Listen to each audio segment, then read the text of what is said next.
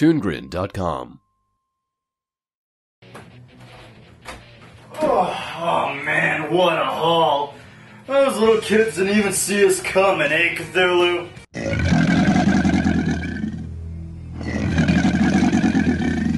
Yeah, well, you know what they say, nothing beats a good old-fashioned 2x4. There's just the right amount of heft to it to just crack a little bastard in the skull to get their candy, you know what I mean?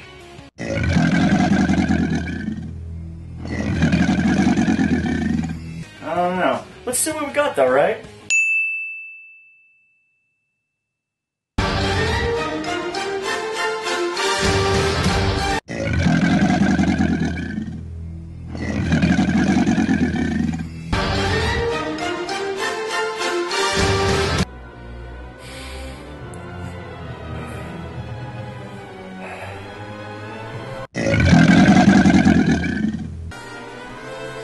It's Burton.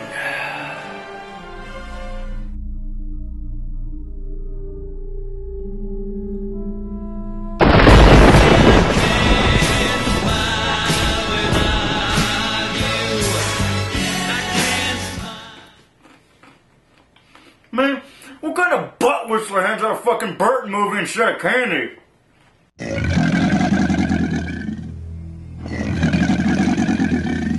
Yeah, well, I may as well talk about the dope before I move forward. Tim Burton, arguably one of the most iconic of directors for some reason. Burton is famous for his dark, quirky-themed movies like Nightmare Before Christmas, which he seems to take all the credit for despite being directed by the brilliant Henry Selick. Burton also directed the famous Frankenstein ripoff, or homage, as some people like to call it, Edward Scissorhands. And of course, it was this movie that opened the door to countless movies where Burton drags Johnny Depp by his leash through the same quirky role again and again and again. Recently, Burton has actually even gone into the slump of making really crappy adaptations of other people's work. Remember Charlie and the Chocolate Factory, or that piece of shit Alice in Wonderland? But out of this shitstorm, a silver lining. This also gave birth to the constant barrage of Burton cliches that are turning out to be quite famous in their own right. In fact, these cliches have pretty much become the most prominent part of his career at this point, and I've decided to make a drinking game out of them. So, without further ado, ladies and gentlemen, boys and girls, I present to you the newest party game for generations to come, the Booze Cabinet of Burton.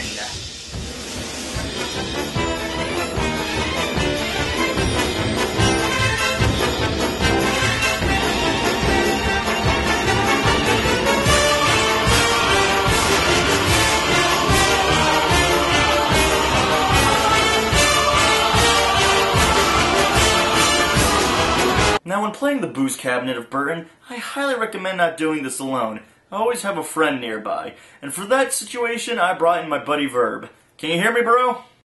Yeah, I'm ready. Don't think I forgot about that camera you hid in here, you jerk. Yeah, shut up. Now, I take it you got both the movie and your poison of choice, right? You got the movie, rules for the game, bottle of Jacks. Awesome. Now then, the rules are really simple to follow. Every time you see a Burton cliche, just take a shot. It's really not that hard to remember. Now, I take it that you've read all the rules for the game, though, as to what are the cliches, right, Verb? Mm-hmm. Verb, have you read the rules already? Yeah. Verb, are you drunk? Well, I followed the rules, and it took a shot for every cliche. But we haven't even started watching the movie yet. Oh, no. See, the rules say take a shot for every cliche. And just look at this. If Johnny Depp's name precedes the title.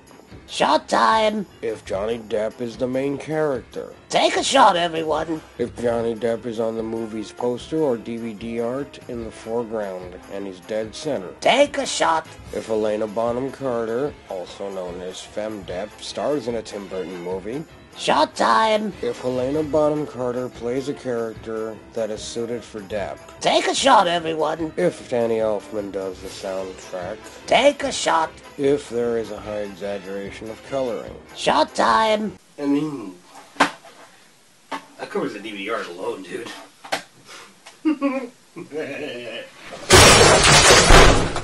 Verb, You dead? You know what, I'm sure he's fine.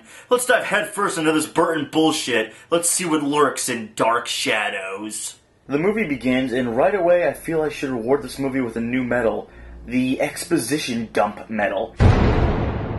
In the span of 8 minutes, they try to get everything out as quickly as possible, just so we can get to see Johnny Depp on screen. Although, at least we do learn the setting. It starts off in Liverpool, England in 1760. We see that Angelique, the witch-to-be apparently, has been infatuated with Barnabas since he was a little boy, which is downright creepy that they are that young and she's that infatuated with him. We see the Collins family move to America, specifically to Maine, where they build Collinwood and make a mass living off of the fishing stations near the docks. We quickly see adult Barnabas, played by Johnny Depp, who has a small tryst with one of the housemaids, Angelique Bouchard, played by Ava Green, who is now all grown up. And right away, this raises a question. It's revealed Angelique is a witch. In fact, it's just flat out told to us. Of all the servants I could have spurned, all the hearts I could have broken, I got the one with the secret. I got the witch. Talk about serious dumb luck and coincidence. And since she's a witch who has, magic, why is she content with being part of the lower class? I don't know about you guys, but if I had magic powers, I would move up to the high life. I would not live scrubbing people's toilets. Anyways, Angelique's angry at Barnabas for spurning her love, so she decides to kill his family and Josette by sending her off a cliff using her magic. Again, she could just make herself wealthy, an upper-class woman, and try and woo him, but let's just watch Barnabas jump after Josette off a cliff.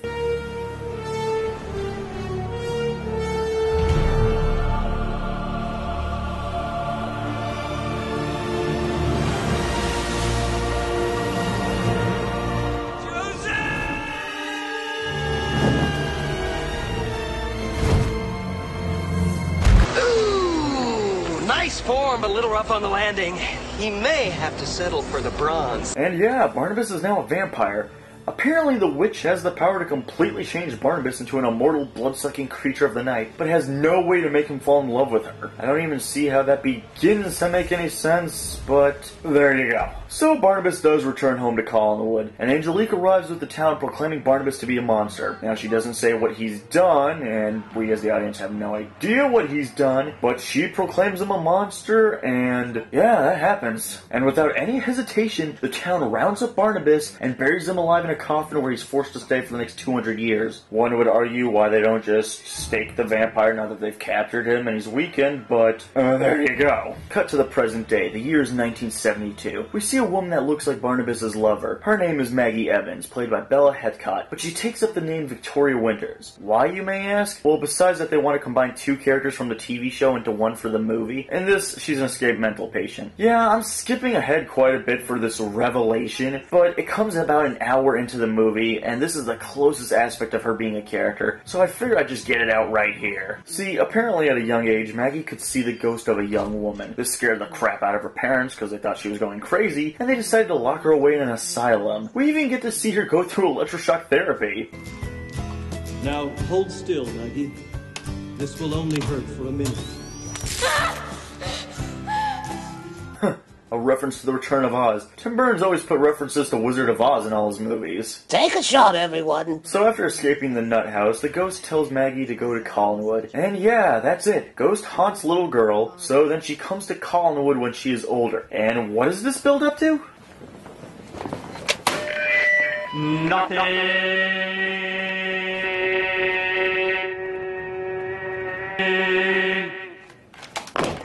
So Victoria arrives at Collinwood, where she gets a job as a governess to David Collins, a young boy who sees ghosts. The ghost I mentioned that Victoria saw? Yeah, that's David's mother. So okay, let's see if we got this straight. David is 10 years old, and Victoria is roughly maybe her early 20s? So how in the hell is the ghost of David's mom haunting her? I can't help but think there's just a massive age difference that I'm seeing. Also, why would the ghost of some kid's mom haunt a random girl? The plot demands it.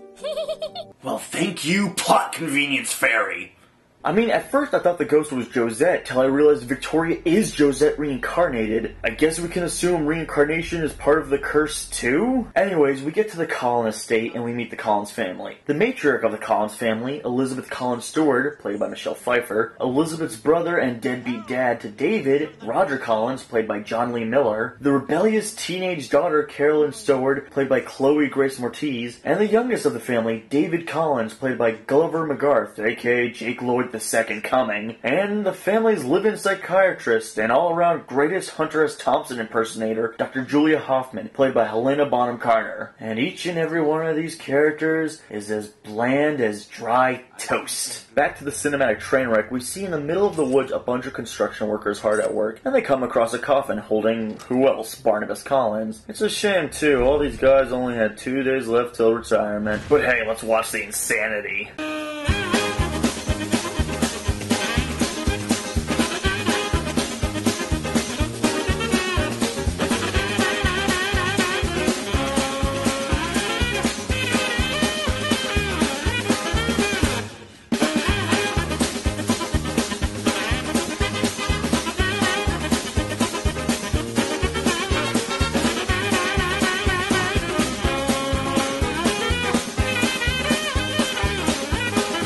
So after his nosh, Barnabas returns to Collinwood and hypnotizes groundkeeper Willie, played by Jagger Laley. And somehow in the span of like 5 seconds, Willie gets Barnabas clean of his leftovers. I guess that must be one of his great vampiric powers, getting bloodstains out of his clothes. Barnabas enters the house, wandering about and touching things. I'm not entirely sure why. Until he's confronted by Elizabeth, who he eventually flat out shows that he is a vampire, and she takes it all rather well.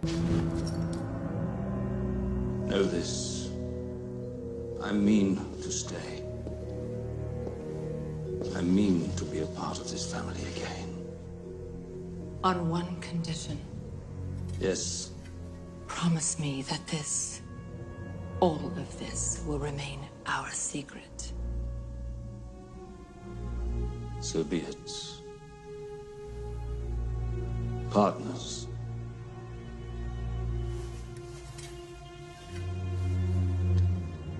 Welcome home, Barnabas Collins. What's the real cake topper here is the lie the family buys into when Elizabeth tells them who Barnabas is. Just watch this. This is our distant relative, Barnabas Collins the third. Barnabas Collins the third is going to stay with us from England. This has to be America's dumbest family. I mean, just look at Barnabas. He has clawed hands, white skin, and I don't mean pale white skin. I mean, he has Joker white skin. And when he goes out in the day, he covers up completely from head to toe, wears sunglasses, carries a fucking parasol. Oh, and he says vampiric things. I see that you have grown desperate enough to sell off the prized family silverware. How could you tell? These are exact replicas. Had this fork been real silver, my hand would have burst into flames upon its slightest touch. You know, say what you will about the TV show, you know, maybe they didn't have a big enough budget to go extravagant with the makeup and the costumes. But at least the original Barnabas didn't look like a creature of the undead. He blended in with humans. That's one of the things that makes vampires threatening, is that they blend in with normal people. But Burns' version is obviously a vampire. And if everyone who looks at Barnabas doesn't think he's a vampire, then everyone else is clearly an idiot. Also, why not tell the family he's a vampire? I mean, isn't keeping a secret gonna mean when this blows up in his face, everyone will freak the fuck out that he's a blood-munching monster of the undead? So, with Barnabas free and leaving a collection of bodies where everyone can find them, this captures the attention of Angelique Bouchard. Yeah, the witch from the beginning of the movie. Still alive and kicking. As a matter of fact, she's apparently spent the last 200 years trying to take down the Collins family with a rival cannery company. Wow, that is some major obsession. Guess that makes her the first ever psycho ex-girlfriend. So with her overhearing the news of what happened in the woods, she goes for Collinwood, and she meets up with Barnabas. Cue awkward love/hate scene. How dare you defile my manor with your noxious...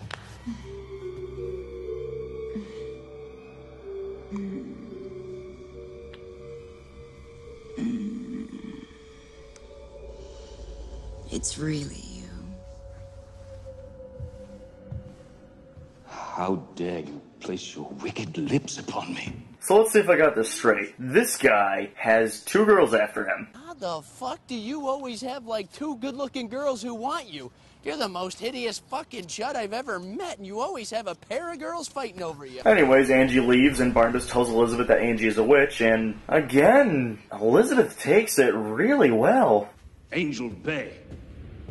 The very audacity of the name summons vomit to the recesses of my mouth. I always knew there was something off about Angie, but a witch. Indeed. But a witch with an imperishable hatred of me. Hate? No. If she merely hated you, she would have killed you. A curse takes devotion.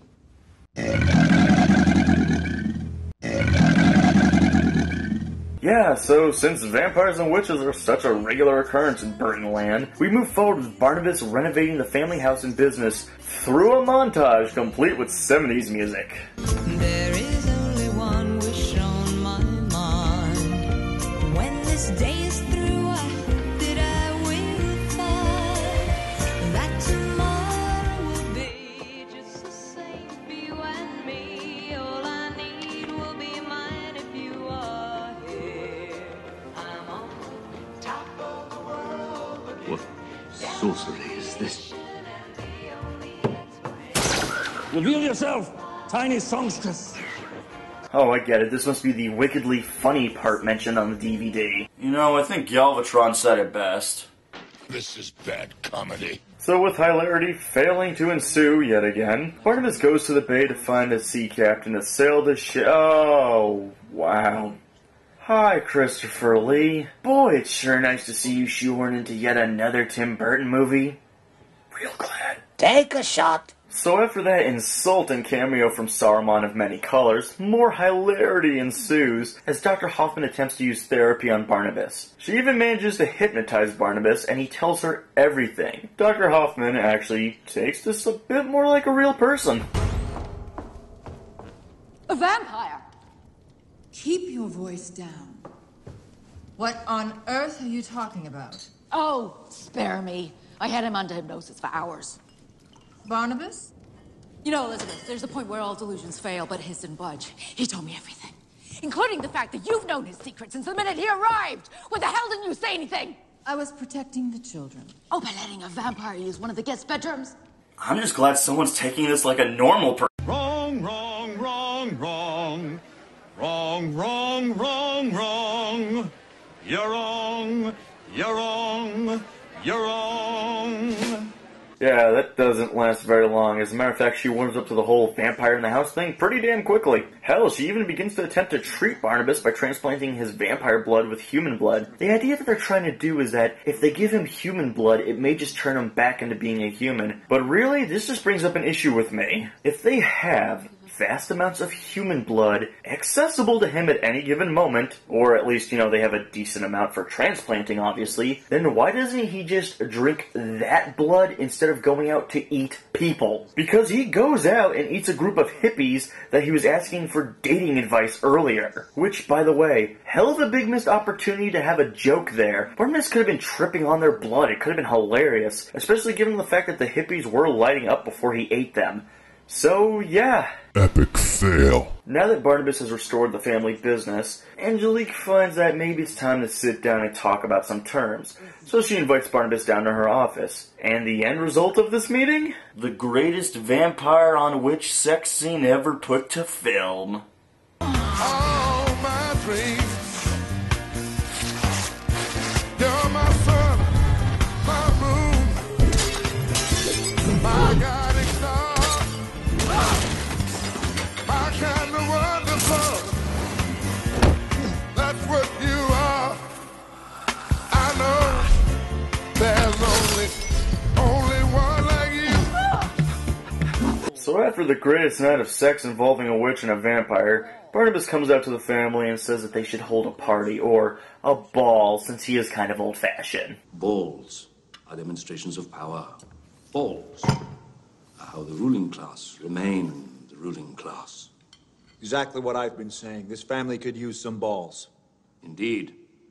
And the Collins family have always held the biggest and the most wonderful balls. This isn't funny!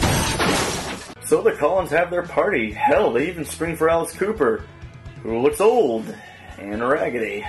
I mean, if this is meant to be the 70s, why does he look like a cross between Weird Al, Howard Stern, and a beanbag chair? I mean, I get it that he's old in real life, but this is supposed to be set in the 70s. They could have hired a young impersonator to play Alice Cooper. Anyway, at the party, Barnabas catches Roger chilling out with, I can only assume, is a hooker. And since Barnabas enjoys spying on people making out, Angelique shows up to the party and she decides to do the same thing too. And she happens to notice Barnabas making out with Victoria.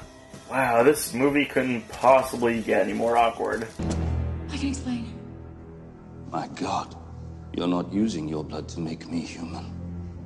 You're using my blood to make yourself immortal. What a twist! So after another nosh and dumping a body off in the ocean so as not to attract attention, Barnabas confronts Roger. And seeing as how Roger's been nothing but a deadbeat dad and a non-character the entire movie, he is given only 2 options. I'm going to give you a choice. What choice? Either you remain at Collinwood and devote your every waking moment to becoming an exemplary father. The father David so desperately wants and deserves. Or you leave with sufficient money to live your thieving, selfish life elsewhere. And what follows is one of the funniest moments of the film, though possibly one of the most douchebaggiest moments too.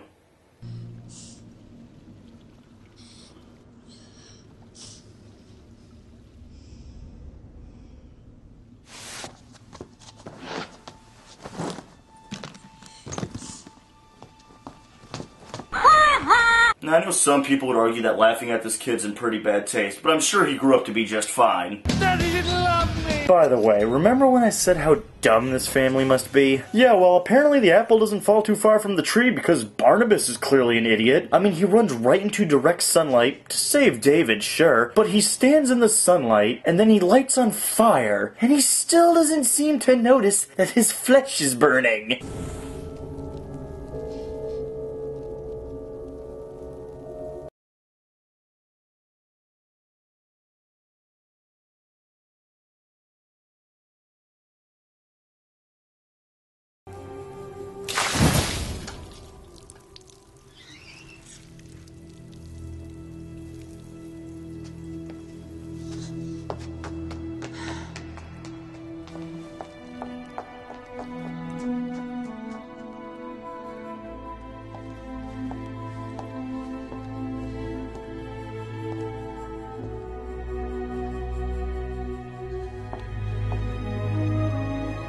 What a shock. People are actually frightened by a vampire. Who'd have thought? Anyway, Barnabas goes crawling back to Angelique, demanding to be made mortal. She instead traps Barnabas in a coffin, again, and then locks him away, and even goes and blows up his family's factory using a magic spell. Sleeping flame, I summon thee.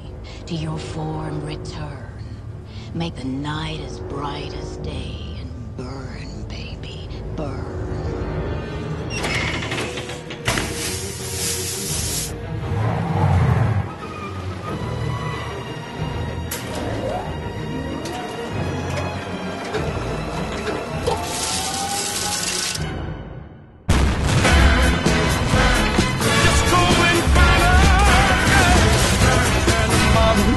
So with Barnabas locked away somewhere in some random graveyard, Angelique figures that no one will be able to find him, so she leaves Barnabas there to go and destroy his family. And of course, seemingly out of nowhere, David arrives and finds Barnabas without any trouble at all. Funny, since we never saw David actually following the van that was carrying Barnabas, so there's no way he could possibly know where he is. The plot demands it! Yeah, I guess so. By the way, the end of this movie, complete and total clusterfuck climax.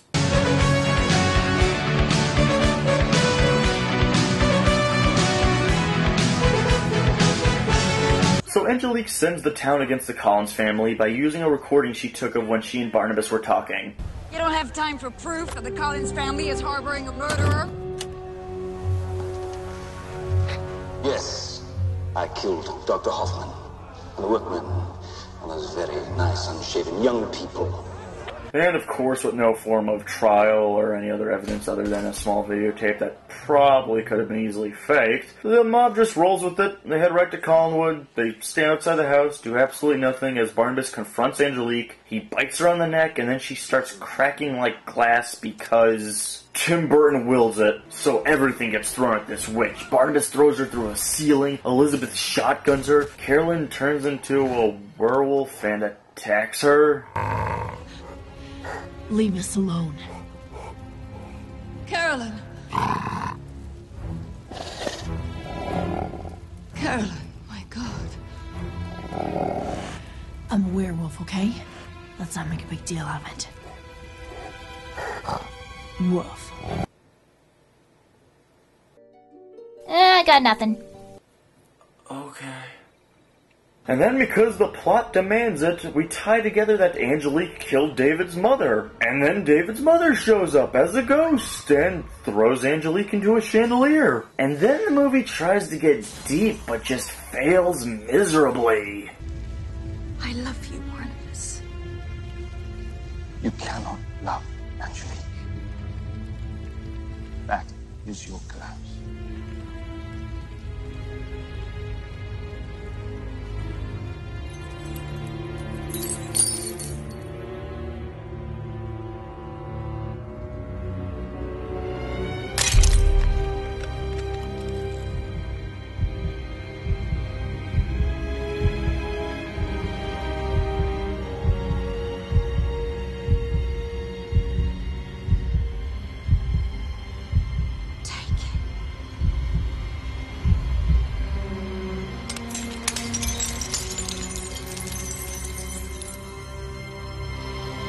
And if this wasn't enough crap to deal with, Barnabas runs out to go and save Victoria from jumping off a cliff because Angelique cursed her to do so. Then, as she jumps off the cliff, he follows after her, and in mid-fall he bites her, turning her into an immortal hellspawn just like him, complete with a makeup change. Now she will no doubt be filled with grief having to eat people for all eternity. And that's the happy ending to this tale. Or is it?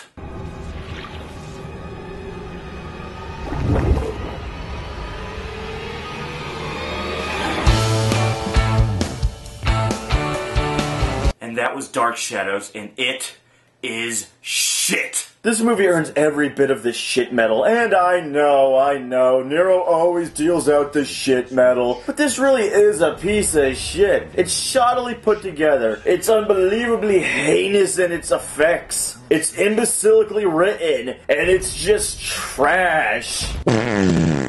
First off, the acting. This movie is just another notch on Burton's bedpost of how lazy he's gotten as a director. Burton doesn't challenge his performers, and it shows, since even Helena and Johnny suck in this movie. I mean, yeah, every actor kind of does a bland job of their characters, and for some reason, every actor in this movie has this vacant look on their face, like they're not entirely there, like they're all just sort of dead behind the eyes and going through the motions for another Tim Burton production. The characters, simply put, are bland and uninteresting, and it has nothing to do with being unrelatable. There is still the potential to be relatable to these characters to an extent, but a lot of these characters just feel so blank and superfluous to the plot, or even just to being here for unknown reasons other than that they were in the TV show. David's dad, Roger, does nothing to the plot at all, and then he literally gets in a cab and just leaves. The caretaker, Willie Loomis, feels like a poor man's Renfield from Dracula, right down to being controlled by a vampire. Hell, they even do the bit where he gets bitch slapped in the face by his vampire master.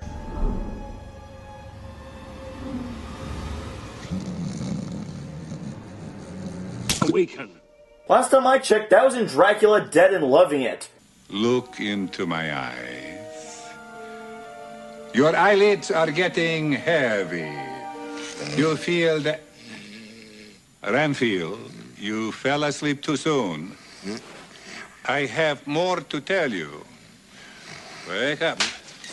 Dr. Julia Hoffman feels like she's in here for no other reason than to be sequel bait for the next Dark Shadows movie. Elizabeth Collins, the matriarch of the family, feels underutilized considering that she is the matriarch of the entire Collins family and estate, and she really doesn't do anything. Carolyn is just a bitch, and yeah, I know that's sort of a lazy way to describe her character, but that's what she is in a nutshell. She's supposed to be the rebellious teenager, but she doesn't feel rebellious. Hell, she barely feels like a teenager. I think if they maybe went with the route that she's trying to deal with being a werewolf and maybe confided in Barnabas, who is a vampire, you had something there. There was potential in that. But no, they went nowhere with this. Matter of fact, the werewolfism doesn't show up to the last battle in the movie. And, let's talk about the lycanthropy. There is no point in the movie that even hints at her being a werewolf. Not unless you count the scene that comes after it's revealed that she is a werewolf.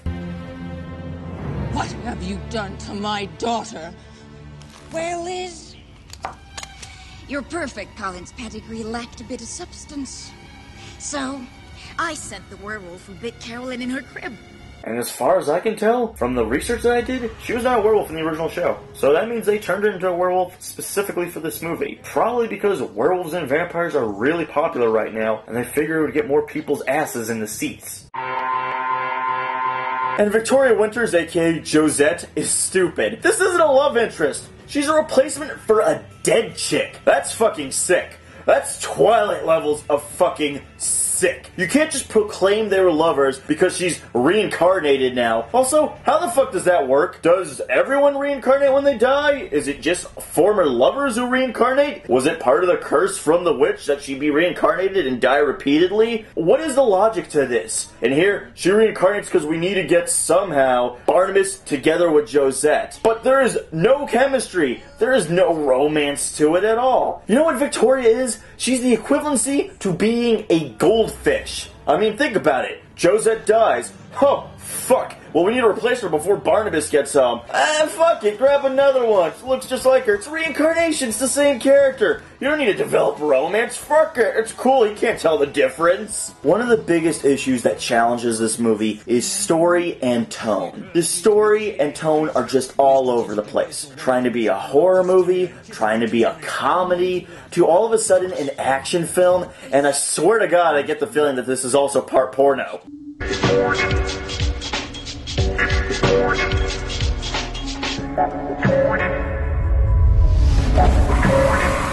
This movie doesn't have an identity. It does not know what it wants to be. And it's a shame, too, because you'd think a movie like this would be right up Tim Burton's alley. You'd think that this would have been right in his line of vision, like Beetlejuice was. But he misses the mark entirely with everything involved in the story and tone because he couldn't settle on one thing. I'm Nero and jealous and have a safe and happy Halloween. Yo, Squid, open up a portal. I'd like to visit Burton. I'm pretty sure he killed Verb with his cliche bullshit.